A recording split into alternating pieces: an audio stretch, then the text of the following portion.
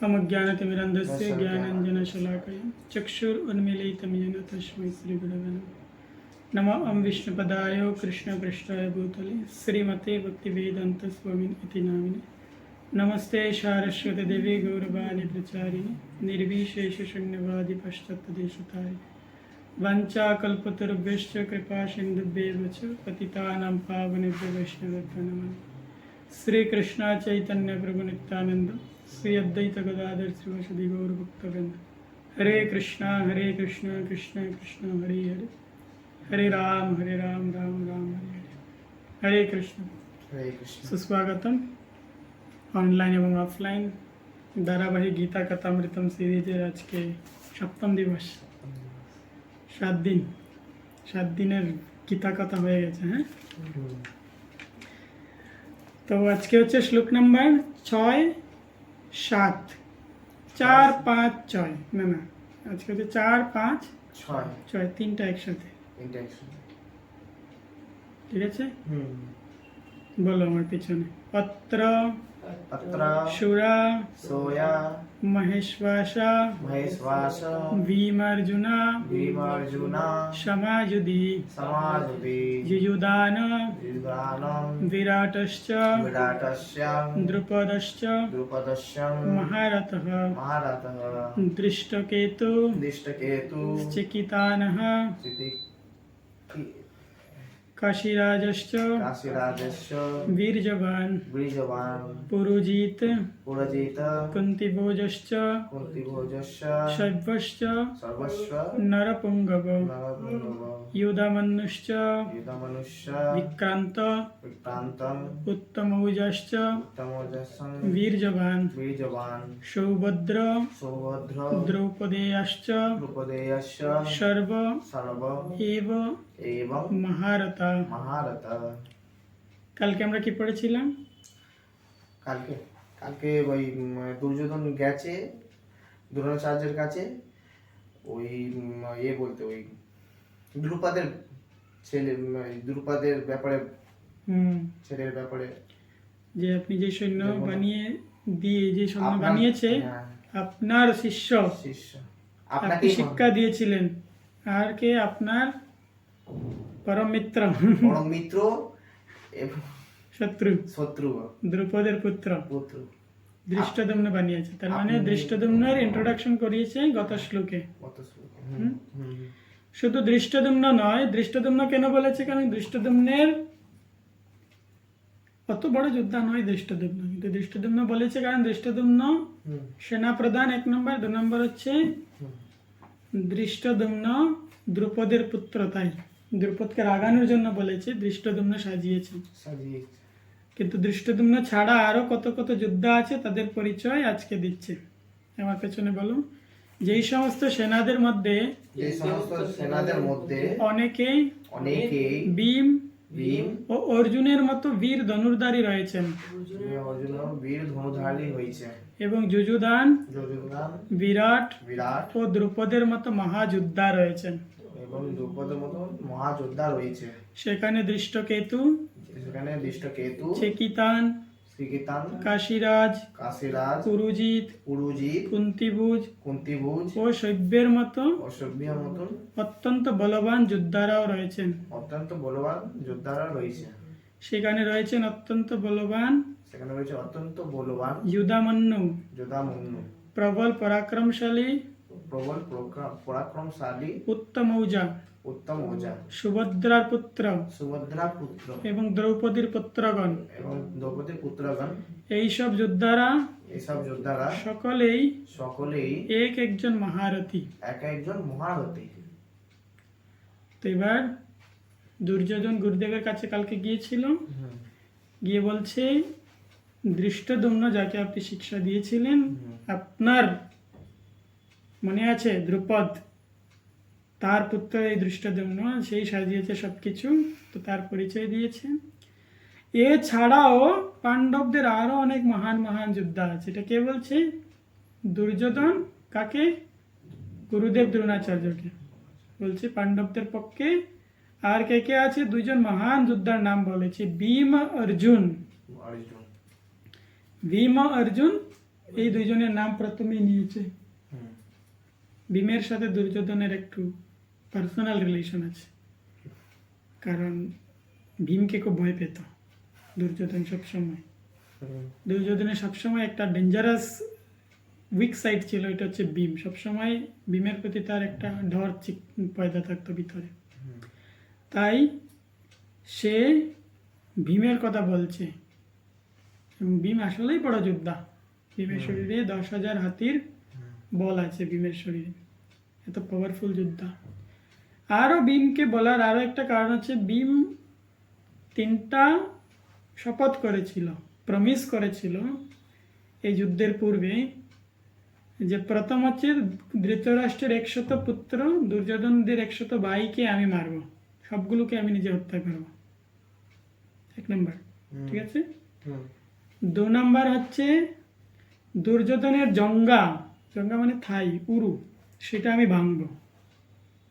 আর 3 নম্বর হচ্ছে দুঃশাসনের বক্ষ ছিঁড়ে আমি রক্ত পান করব, দুঃশাসন বক্ষ চিরে রক্ত পান করে। এবং সেই রক্ত দিয়ে দ্রৌপদীর কেশ ধৌত করাবো। কয়টা হলো? তো দুর্যোধনের একটা বিশেষ ভয় ছিল এই ভীম। তো বলছে যে ভীম হচ্ছে অনেক বড় যোদ্ধা, এবং ভীম আছে অপর পক্ষে। কাকে ইন্ট্রোডাকশন করাচ্ছে? গুরুদেব দ্রোণাচার্যকে। গুরুদেব দ্রোণাচার্যকে বলছে, এই যে দেখুন সামনে সৈন্য, এরা হচ্ছে ধৃষ্টদ্যুম্ন সেনা সাজিয়েছে, এবং ভীম অগ্রজ তাদের মধ্যে। কারণ ভীমের নাম এই জন্য গুরুদেবকে শোনাচ্ছে, কারণ গুরুদেব একটু সাবধানে দেখ, ভীমকে একটু দেখে শুনে রাখবেন, যাতে আমার উপরে সে যখন তখন অ্যাটাক না করে দেয়। তারপরে হচ্ছে অর্জুন। অর্জুন হচ্ছে মহান যোদ্ধা, বিশাল ধনুর্ধারী, একসাথে 60,000 লাখ ধনুর্ধারীদের সাথে একসাথে যুদ্ধ করতে পারে, দিন রাতে সমানভাবে যুদ্ধ করতে পারে। দেবতাদের সাথে যুদ্ধ করেছে, শিবজির সাথে যুদ্ধ করে স্বর্গ থেকে গিয়ে অস্ত্র নিয়ে আসছে। তো পাওয়ারফুল যোদ্ধা, ইন্দ্রদেবের পুত্র। তো অর্জুন হচ্ছে মহান যোদ্ধা, যে ভীষ্মদেবের সাথে, গুরুদেব দ্রোণাচার্যের সাথে, কর্ণের সাথে সমান তালে যুদ্ধ করার ক্ষমতা রাখে। তো এই জন্য অর্জুন হচ্ছে আরেকটা বয়। তো প্রথম হচ্ছে ভীম, তারপরে অর্জুন। এই 2টা নাম গুরুদেবকে স্মরণ করিয়ে দিচ্ছে কে? দুর্যোধন। এবার অর্জুনের নাম স্মরণ করিয়ে দেওয়ার আরো একটা প্রধান কারণ হচ্ছে, অর্জুন হচ্ছে গুরুদেব দ্রোণের সবচেয়ে প্রিয় শিষ্য। অর্জুন যদিও বিপক্ষ দলে, কিন্তু গুরুদেবের সবসময় স্নেহ ছিল অর্জুনের প্রতি। গুরুদেব বিপক্ষ দলে যুদ্ধ করছে, অর্জুন সামনের পক্ষে যুদ্ধ করছে, কিন্তু দ্রোণাচার্যের ভয় ছিল যখন তখন অর্জুনের পক্ষ নেবে। অর্জুনকে স্নেহ করতে গিয়ে মারপিট করবে না, অনেক সময়কে নাও মারতে পারে। তাই অর্জুনকেও পরিচয় করিয়ে দিচ্ছে যে আপনার সামনে আছে অর্জুন বিপক্ষ দলে, সেও মহান যোদ্ধা। আরো যোদ্ধা বিরাটশ্চ দ্রুপদশ্চ। বিরাট মানে বিরাট রাজা। তখনকার সময়ে বিরাট প্রদেশের এক রাজা ছিলেন, যার নাম হচ্ছে রাজা বিরাট। তিনি মহাভারতের যখন পূর্বে এই যখন পাণ্ডবরা অজ্ঞাতবাসে ছিলেন 1 বছর, 13 বছর বনবাস, 1 বছর অজ্ঞাতবাস। এই 1 বছর অজ্ঞাতবাস মানে লুকিয়ে থাকতে হবে 1 বছর, নিজের পরিচয় লুকিয়ে, কেউ যদি ধরতে না পারে, কেউ যদি চিনতে না পারে। তখন তারা 1 বছর ছিলেন এই বিরাট রাজার রাজ্যে, আলাদা আলাদা বেশে। কেউ করেছিলেন গাভী পালন বা গোশালায় সেবা করতেন, কেউ রান্নায় রাঁধুনি সেবা করতেন, অ্যাসিস্ট্যান্ট কুক। দ্রৌপদী নৃত্যকলার কাজ করতেন ভিতরে, অ্যাসিস্ট্যান্টের কাজ। অর্জুন এরকম কিছু একটা ডান্স শেখাতেন রাজার মেয়েকে। তো এই প্রকারে 5-6 জন আলাদা আলাদাভাবে লুকিয়েছিলেন বিরাট রাজার তত্ত্বাবধানে 1 বছর। তো সেই বিরাট রাজা যুদ্ধ করতে আসছে পাণ্ডবদের পক্ষে, সেটা দুর্যোধন পরিচয় করিয়ে দিচ্ছে কাকে? গুরুদেব দ্রোণাচার্য। সব জানে গুরুদেব দ্রোণাচার্য, তারপরও বলে দিচ্ছে যে দেখুন সবাই হচ্ছে সামনের পক্ষে আছে। দ্রুপদশ্চ। দ্রুপদ মানে আমরা জেনে গেছি অলরেডি, দ্রৌপদীর পিতা, ধৃষ্টদ্যুম্নের পিতা। এই প্রকারে অনেক যোদ্ধাদের নাম বলেছে যারা পাণ্ডবদের পক্ষে যুদ্ধ করছেন। শেষে আরো বিশাল এক যোদ্ধার নাম বলেছে, সে হচ্ছে সৌভদ্র। সৌভদ্র বুঝতে পারো? সৌভদ্র পুত্র সৌভদ্র পুত্রকে অভিমন্যু। অভিমন্যু অনেক বড় যোদ্ধা, মহাভারতের সবচেয়ে বড় যোদ্ধা মনে করা হয় সৌভদ্র। আর আছে দ্রৌপদেয়াশ্চ। দ্রৌপদেয়াশ্চ মানে দ্রৌপদীর পুত্রগণ। দ্রৌপদীর কয়জন পুত্র? 5 জন। 5 জন। 5 স্বামী থেকে 5টা পুত্র পেয়েছিলেন দ্রৌপদী, দ্রৌপদী। তাই 5 পুত্র। তো এরা সবাই যুদ্ধ করছে কোথায়? পাণ্ডবদের পক্ষে। পাণ্ডবদের। তো এই পরিচয়টা কে দিচ্ছে? দুর্যোধন গুরুদেব দ্রোণাচার্যকে দিচ্ছে, এবং গুরুদেব দ্রোণাচার্যকে ইনডাইরেক্টলি স্মরণও করিয়ে দিচ্ছে যে গুরুদেব এইসব যোদ্ধা তৈরি, এইসব যোদ্ধার মধ্যে এই মূল যোদ্ধা ভীম অর্জুন আর সমাযুধি, এই 2 জন যোদ্ধা এবং ধৃষ্টদ্যুম্ন পূর্বের শ্লোকে এদেরকে আপনি তৈরি করেছেন।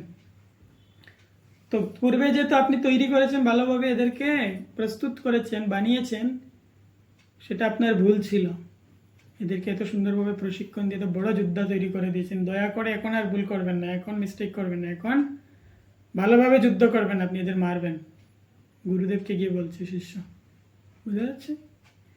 তো গুরুদেবকে স্মরণ করিয়ে দিচ্ছে যে এরা আপনার সফট কর্নার, মানে আপনার দুর্বল এরিয়া, তাই আপনি দয়া করে এদের প্রতি দয়া দেখাবেন না। এটা ভুল না সঠিক? গুরুদেবকে গিয়ে বলছে এরকম, গুরুদেবের ভুল ধরে দিচ্ছে। আর দ্বিতীয় কথা হচ্ছে ভীম এবং অর্জুন এত মহান যোদ্ধা যে দুর্যোধনের ভয় সবসময়ই কাজ করতো, তাই সে বারবার গুরুদেবকে কনভিন্স করার চেষ্টা করছে যে দয়া করে আপনি আমাকে ফলো করবেন, আমি আপনার অথরিটি, আমি রাজা, আমি রাজার প্রতিনিধিত্ব করছি, আপনি আমার আন্ডারে যুদ্ধ করছেন, তাই কোনোভাবেই এদের প্রতি আপনি স্নেহ দেখাবেন না। কিন্তু তার একটা প্রসেসিংয়ে মিস্টেক ছিল, অ্যাপ্রোচে। গুরুদেবকে এরকম গিয়ে বেয়াদবের মতো না বলে গুরুদেবকে যদি অন্যভাবে গিয়ে বলতো যে গুরু মহারাজ আপনি এদেরকে শিক্ষা দিয়েছেন, দয়া করে আপনি আমাকে বলুন এদের দুর্বলতা কোন জায়গাতে, বা এরা কোন কোন জায়গাতে এক্সপার্ট নয়। টেকনিক, রাজনীতি সুন্দরভাবে করা উচিত টেকনিক্যালি, তাই নয় কি? এরকম বলতে যদি পারতো যে আপনি যেহেতু শিক্ষা দিয়েছেন প্রত্যেকটা মানুষের একটা দুর্বল সাইড থাকে, যে প্রকারে মহাভারত রামায়ণে ভগবান রামচন্দ্র রাবণকে মেরেছিলেন, দুর্বলতা কি ছিল? রাবণের নাভিতে মারতে হবে, তার ভাই বিভীষণ বলে দিয়েছিল। এর আগে অনেকবার মেরেছেন, রাবণ মরেই না। যখন নাভিতে মেরেছেন রাবণ রাবণ গায়েব। এরকম আগে উইক পয়েন্ট জানতে হবে। তো উইক পয়েন্ট জানার জন্য সে গুরুদেবকে জিজ্ঞেস করতে হবে, গুরু মহারাজ আপনি শিখিয়েছেন এদেরকে, বলুন তো অর্জুনকে কিভাবে আটকানো যায়, বলুন তো ভীমকে কিভাবে আটকানো যায়। সুন্দরভাবে গিয়ে সুন্দরভাবে সারেন্ডার হয়ে গিয়ে বললে গুরুদেব এক একটা সাজেশন দিয়েই দিতেন। কিন্তু বেয়াদবের মতো আপনি শিখিয়েছেন এদেরকে, এই যে সবগুলোকে আপনি বানিয়েছেন, এই সবগুলো বড় বড় যুদ্ধ আছে আপনার কারণে, এখন ভালো করে যুদ্ধ করবেন, এদের সাথে আপনি দয়া দেখাবেন না, এরকম বললে কেউ শুনবে? গিয়ে যদি বলতে গুরু মহারাজ আপনি তো এদের ট্রেনিং দিয়েছেন, কিন্তু একটু যদি বলে দিতেন কিভাবে আটকানো যায়। হ্যাঁ, বাক্য বাচ বেগম মানস ক্রোধ বেগম, সুন্দর করে শব্দের উচ্চারণ করলে বা শব্দ সুন্দরভাবে বললে, কাউকে সুন্দরভাবে উপস্থাপন করলে অনেক ভালো কিছুই হয়, তাই নয় কি?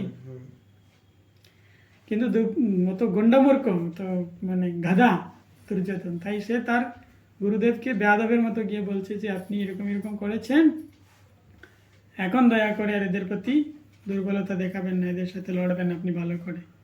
কারণ দুর্যোধনের নিজের কোনো ক্ষমতা নেই, নিজের তো এক পয়সারও মানে সামর্থ্য নেই, কিন্তু তার সামর্থ্য হচ্ছে ডান পাশ বাম পাশ সব লোকেদের উপর ভরসা করে চলা। পিতামহ ভীষ্ম, গুরুদেব দ্রোণ, মিত্র কর্ণ, এদের উপরে ডিপেন্ড করে চলতে চলতে সে তার নিজের উপরে কখন ডিপেন্ড হয়। সে অত বড় যোদ্ধাও নয়, ভালো গদা যুদ্ধ জানতো সে, কিন্তু অত বড় যোদ্ধা নয়। এই অর্জুন আর ভীমের সামনে সে কিচ্ছু নয়, ইভেন অভিমন্যুর সামনেও সে কিচ্ছু নয়। কিন্তু সে রাজার পুত্র থাকার কারণে সে ছিল অথরিটি, ম্যানেজমেন্টের লোক ছিল, অথরিটি গন্ডমূর্খ, পজিশন পেয়ে গেছে, ভালো পজিশন, কিন্তু কাজের কাজ কিচ্ছু নেই। এরকম হয় কি না, সমাজে হয়, এরকম দেশে হয়, রাজনীতিতে হয়, অনেক বড় পজিশনে বসে আছে কিন্তু কিছু জানে না, গাধা একদম। তো গাধার আন্ডারে পড়লে গেল। গেল। তো মহান মহান বিদ্বান ব্যক্তিরা এই গাধার আন্ডারে পড়ে বিনষ্ট হয়েছে। লিডার, ভালো লিডার চয়েস করতে হবে। লিডার যে যত ভালো চয়েস করবে তার রাস্তা তত ক্লিয়ার। ঠিক আছে? এরকম অনেক রাজনীতিবিদ, পলিটিশিয়ান আছে, ঠিক মতো বলতেও পারে, কথাও বলতে পারে না, লিখতেও পারে না, পড়াশোনাও জানা নেই, সমাজের সাথে এত স্মার্টলি চলতেও পারে না, ম্যানেজমেন্টও সুন্দর করে করতে পারে না, কিন্তু পজিশন পেয়ে গেছে কোনো না কোনোভাবে, পারিবারিকভাবে, এই সেইভাবে। তার আন্ডারে আইএএস, আইপিএস, এই সেই হাজার হাজার শিক্ষিত লোকেরা কাজ করছে এবং ও যা বলছে তাই শুনছে। এক গাধার আন্ডারে লাখ লাখ শিক্ষিত লোক কাজ করে পুরো রাজ্যকে, পুরো দেশকে জলাঞ্জলি দিচ্ছে, তাই নয় কি? লিডার ভালোভাবে চয়েস করতে হবে। তো গুরুদেব দ্রোণাচার্য, তার গুরুদেব দ্রোণাচার্য সবচেয়ে বিচক্ষণ ব্যক্তি এবং অত্যন্ত প্রসিদ্ধ গুরু, শাস্ত্রগুরু, খুব প্রভাবশালী যোদ্ধা। ভীষ্মদেবের কে বলতে পরশুরাম ভগবানের শিষ্য। কিন্তু লিডার চয়েস করেছে কে? একটা ছাগলকে চয়েস করেছে, গন্ডমূর্খ দুর্যোধন। এবং ও যা বলছে তাই বলছে, চুপচাপ শুনতে হচ্ছে। নিজের শিষ্য, স্টুডেন্টের আন্ডারে, তাও কোন স্টুডেন্ট? ব্যাকবেঞ্চার, একদম গাধা স্টুডেন্ট। অর্জুনের আন্ডারে হলে ঠিক ছিল, ভালো স্টুডেন্টের আন্ডারে গুরুদেব কাজ করলে গুরুদেব খুশি হয়, কিন্তু এ তো বেয়াদবের আন্ডারে কাজ করতে গিয়ে অবস্থা খারাপ। তাই জন্য চুজ ইউর লিডার কেয়ারফুলি বাবা। কার আন্ডারে কাজ করবে, কার আন্ডারে সেবা করবে, কার আন্ডারে ভক্তি করবে, সুন্দরভাবে বিচার করা উচিত, তবেই রাস্তা মসৃণ হবে, সুন্দর হবে। এই প্রকারে দুর্যোধন তার গুরুদেবকে এতটুকু সম্মান পর্যন্ত দিয়ে কথা বলছে না, বলছে যে আপনার মিস্টেক ছিল, আপনার যেই শত্রু দ্রুপদ, তার ছেলে এখানে দাঁড়িয়ে আছে, এরকম করে বেয়াদবের মতো কথা বলছে। বুঝাচ্ছে? তাই জন্য যত ভালো লিডারের আন্ডারে কেউ থাকবে তত বড় সেবা বা কন্ট্রিবিউশন করতে পারবে সমাজের জন্য। যদি উনি দুর্যোধনকে ছেড়ে যুধিষ্ঠির বা অর্জুনদের সাথে থাকতেন, তাহলে সমাজে ওনাকে সারা জীবন ওনার প্রতি কৃতজ্ঞ থাকতো। কিন্তু ওনার ভুল ছিল কি? উনি বিধর্মের পক্ষ নিয়েছিলেন, অধর্মের পক্ষ নিয়েছিলেন। এটা কেন আমরা জানবো ধীরে ধীরে। ঠিক আছে, আজকে কত ছিল? 4, 5, 6। जगतगुरु श्रील प्रभुपाद की जय। श्रीमद् भगवद गीता की गौर प्रेमानंदे हरि।